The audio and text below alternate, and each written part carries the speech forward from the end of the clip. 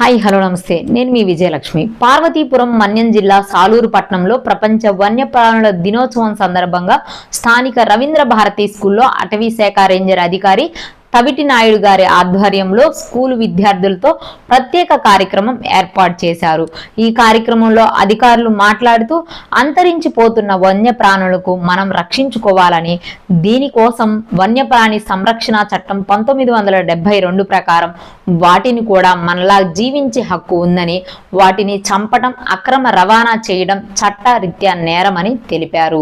ఈ కార్యక్రమంలో forest section officers Gangaraju, Srinivas, Devaraju మరియు రవీంద్ర భారతి స్కూల్ ప్రిన్సిపల్ హేమంత్ కుమార్ పాల్గొన్నారు.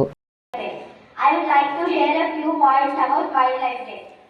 Wildlife Day is celebrated 3rd March every year. The United Nations General Assembly (UNGA) established this day on 2013. Wildlife is nothing but plants and animals around us. Do you know that we can celebrate this day also? The first thing that we get into our brain when we think about wildlife is the heading of local zoos and botanical conservatories. By spending time with the animals and plants in the zoos and botanical conservatories, we can celebrate this day.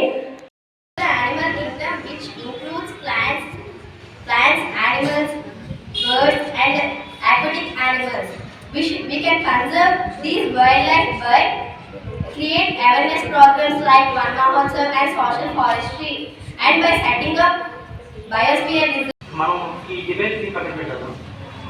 First అసలు మీరు ఈ చిన్నతనం నుంచే stage పైకి వచ్చి మాట్లాడే పరిస్థితి అంటే చేసుకుంటే అలవాటు చేసుకుంటే మీ జీవితంలో ఎంతకైనా ఎదగలరు.